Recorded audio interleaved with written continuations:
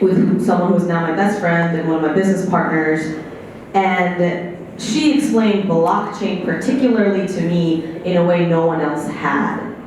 And I always have had my social impact side and my volunteer side and the work that we do with orphans and at-risk children, and then I've had my business side, right? And then she starts talking to me about Bitcoin and, yeah, okay, I invest a little bit, I throw it in a little bit, okay. And then she's talking about, and then she starts going about banking the unbanked and Africa, and it's kind of like the cell phone minutes that they're trading arbitrage, and I'm just like, what are you talking about? I'm like, who are you banking? And I was like, this is stocks and markets and stuff, like that's for savings and retirement, like I'm not, like, what? So that's why I'm like, oh my God, like that's like maybe you're married, I'm not married yet. That's like when you meet your husband, and you're like, he's the one. I mean, there's some problems, it's not perfect yet, but he's the one. And then I was like, blockchain's the one. Because I can do impact, I can do business, basically everything I love. Fantastic. So, what are some of the biggest obstacles you girls have had to overcome in getting your projects off the ground and getting financing? So I might start with you, Chrissy. Okay. Projects off the ground. I mean, so I'm on the advising side, the consultant side, and less so than the founders. But I'm working directly with founders, right? So I'm a very, positive thinker, and I don't believe it's difficult to get funding for projects that are worth something. That's not the problem. Getting funding is not a problem. It's identifying the problem in a simple way, offering a solution, and adding value. I guarantee you, if you add value, you will get funding. If you know a clear problem that you have a solution for that is not long-winded and convoluted and no one can understand, you will get funding. So I think the biggest issue for me, or what I have to work on daily, is identifying the brilliant technology that a founder has, translating that into human being talk, and then pitching it to investors. Yeah, I think that's a really valid point, because a lot of times we see people pitching, oh, I've got this project or this idea for the blockchain, but investors just want to know return on investment, right? RRR. Yeah. So some of the obstacles in working with a blockchain startup, one definitely is fundraising and closing the gap. My company is run by a female founder, and so there are some obstacles that we faced in terms of female founders and getting accessibility in. Again, like you had mentioned, it's not about getting funding the problem isn't about getting funding for the right project. It's about who you know and how large your network is, and getting warm introductions and being introduced. So I would say, fundraising for a startup is definitely a uphill battle and an obstacle that I think all of us could talk about for hours.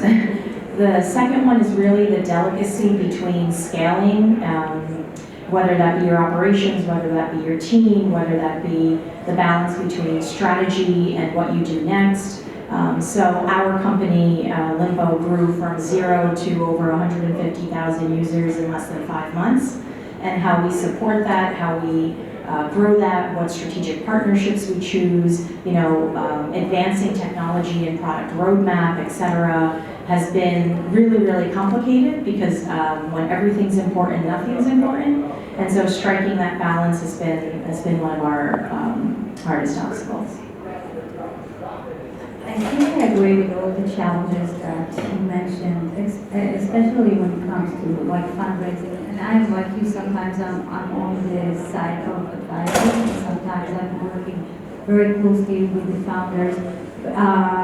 Scaling is a big challenge in terms of like blockchain and technology, because it just keeps changing also.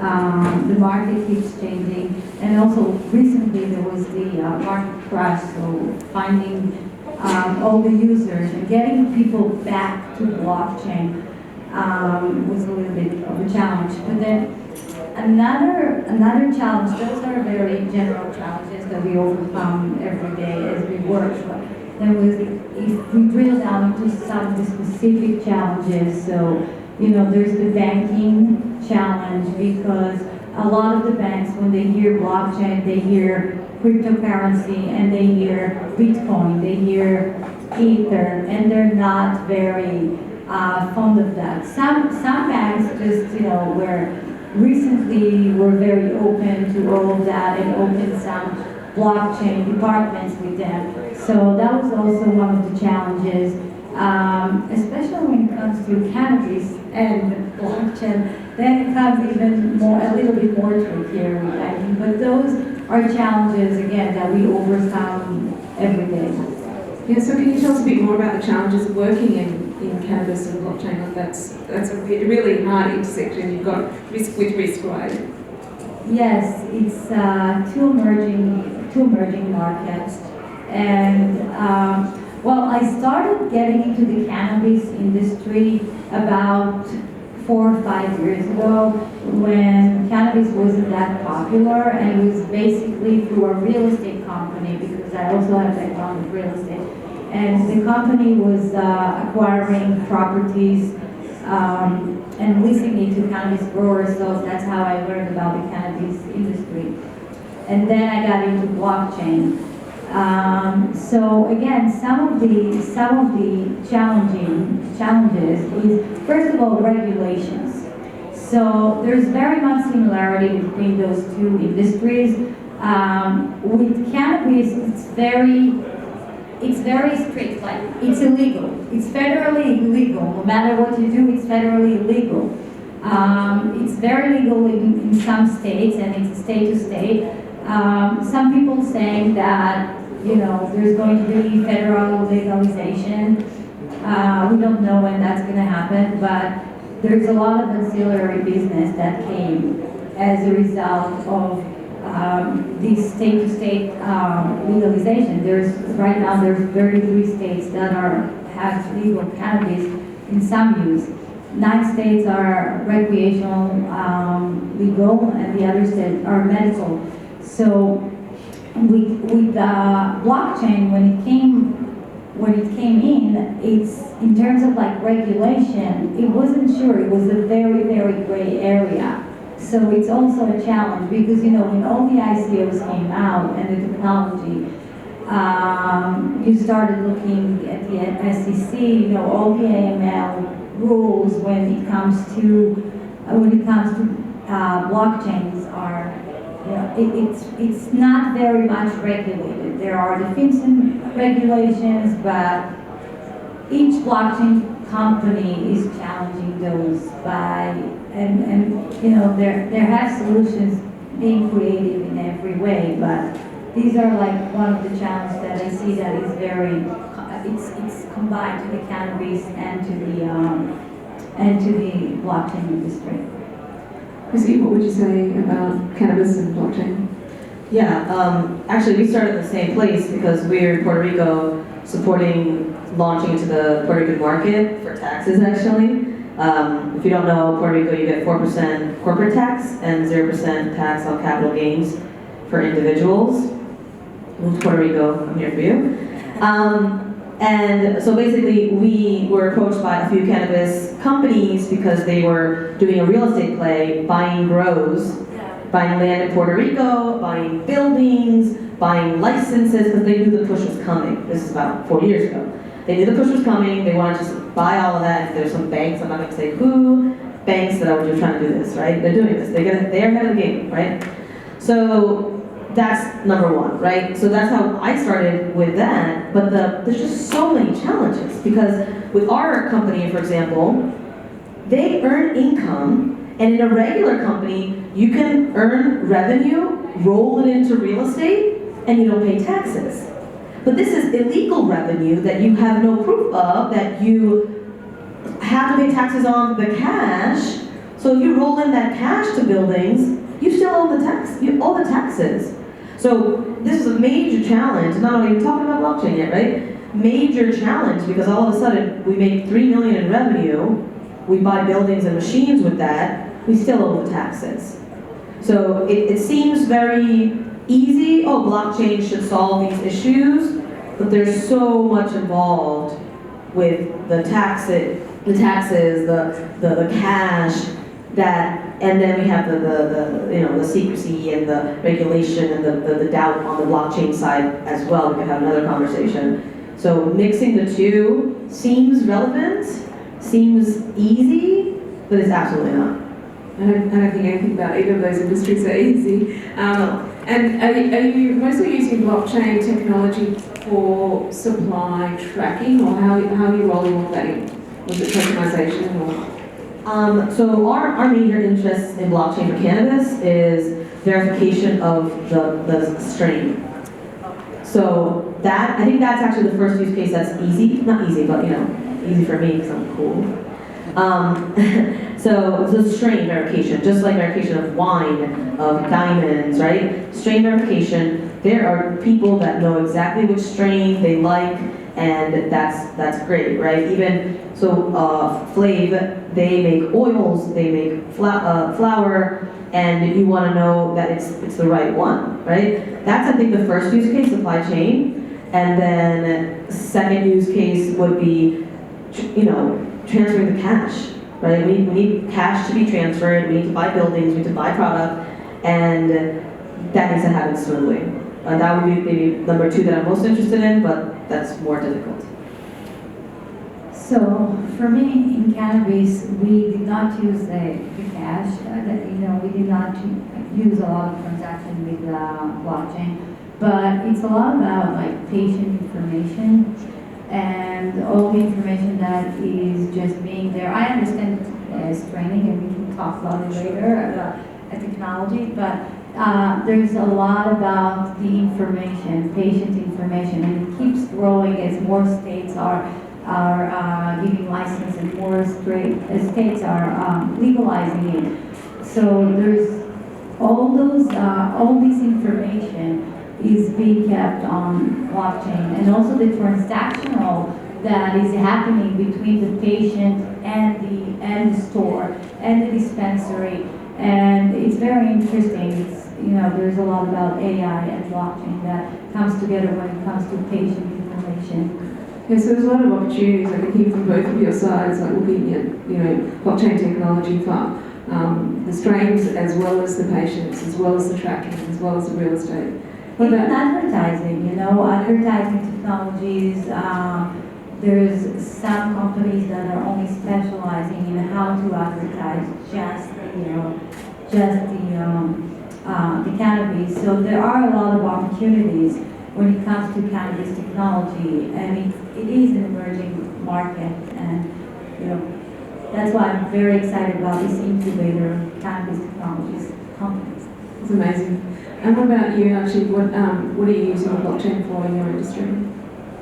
Yeah, so when we talk about health and fitness, there's been some revolutions recently, I think in two forms. One is the fact that we have digital innovation that has really allowed for there to be a push in terms of fitness and wellness. So we have our smartphones, we have our smart wearables, we have smart equipment and devices in gyms and in our homes like Mirror and Pendex. People are already using smart clothing. So you have digital innovation that has pushed us in the health and fitness space to a level that did not exist just a handful of years ago, and the traction on this is very, very quick. And so what's happening in all of that space is that everybody and anybody is collecting our health and fitness data. And the other side of it is really much more organic, where I think there's just been an evolution with all of us organically, where we are much more into wellness and being aware of who we are and our bodies and what we should eat and what we shouldn't, and sleep tech and gym tech, and you name it, there's a tech after it.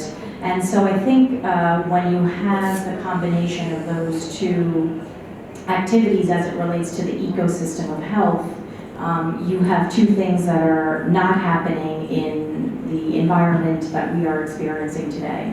And one is really just the basic economic, tangible incentivization that should be associated to wellness, health, fitness. So if you're going to walk to work every day, then why not be incentivized for that? Why not be rewarded for that? And then the second piece really is related to data privacy, a topic that I'm very, very passionate about. And so with digital innovation has come really monopolies that,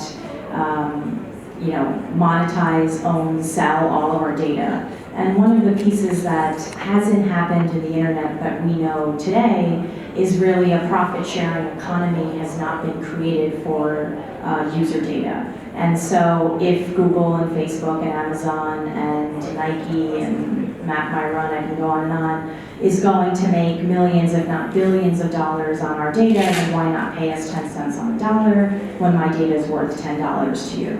And so in the health and fitness space, as it relates to blockchain, the technology stack really will allow for a natural incentivization modeling to be created and a mechanism where people are rewarded via tokens or whatever else for healthy habits and healthy lifestyles, which is really the fundamentals of social psychology, and we're not looking to change that.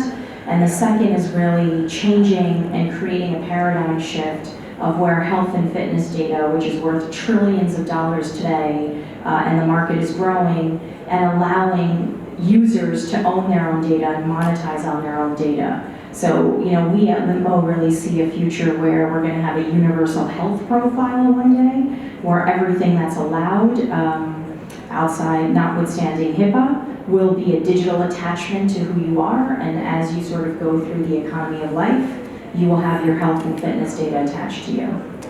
It's crazy, isn't it? Like how it's changing. Amazing. We're years out, but we're working on it. I have to pay tokens to actually eat my chocolate as well. If I do bad things, I pay back. Maybe you get negative tokens for eating your chocolate. I want to ask you if you know Brittany Kaiser. What does she work for? The name doesn't. She's just a revolutionary. So she hashtag own your data is her movement. She's amazing. I would love to introduce you to her. She's 100% a revolutionary whistleblower for Own Your Data movement. Cambridge Analytica, data Yeah. science. 100%. She's just amazing. You need to meet her. ASAP.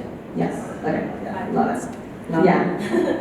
Okay, so this is going to be the last question. We can open up to the audience.